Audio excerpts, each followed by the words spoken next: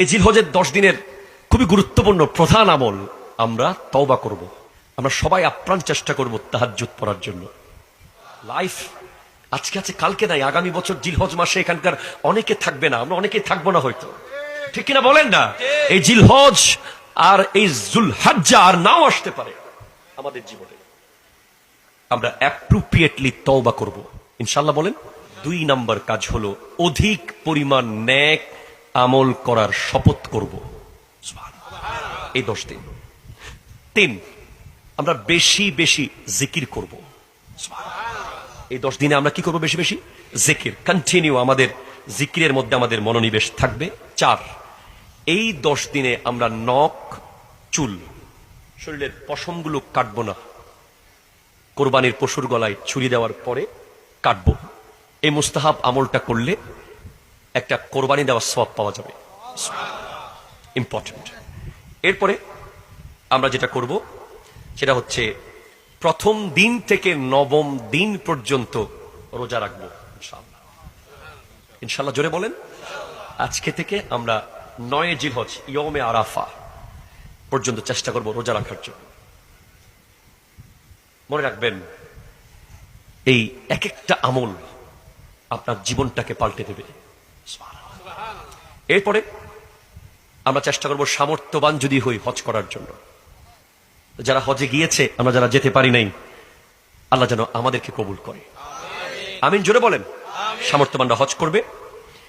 এরপরে খুবই গুরুত্বপূর্ণ, অন্তত এই 9 দিন না পারলেও অবশ্যই 9 জিলহজ ইয়ৌমে আরাফার দিন আমরা অবশ্যই চেষ্টা করব রোজা রাখার জন্য।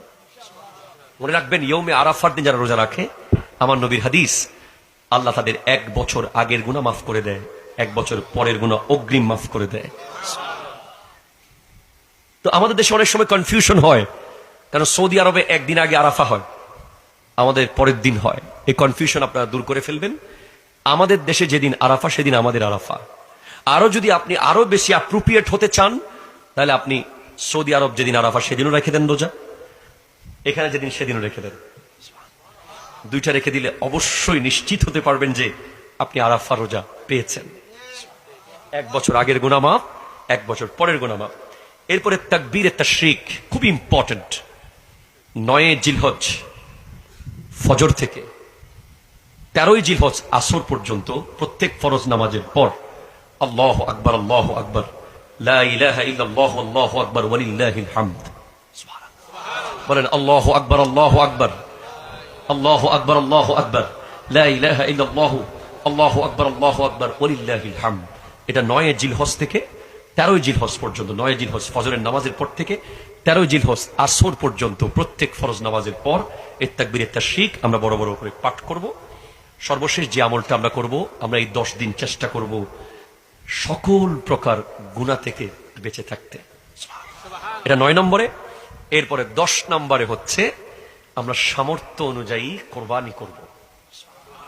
কোনো ব্যক্তিত্বের জন্য নয়, কোনো কাউকে দেখানোর জন্য নয়, ঋণ করে সুদে টাকা নিয়ে কোরবানি করার কোনো দরকার নাই। যদি 10, 11, 12, 10 জিলহজ, 11 জিলহজ, 12 জিলহজ এই 3 দিনের ভিতরে আপনার মধ্যে 10 জিলহজ ফজরের পর থেকে 12 জিলহজ আসরের সূর্য ডুবার আগ পর্যন্ত এই 3 দিনের ভিতরে যদি আপনার কাছে 7.5 ভরি স্বর্ণ অথবা 52 ভরি রূপার পরিমাণ সম্পদ চলে আসে, আপনার উপর কোরবানি ওয়াজিব হবে।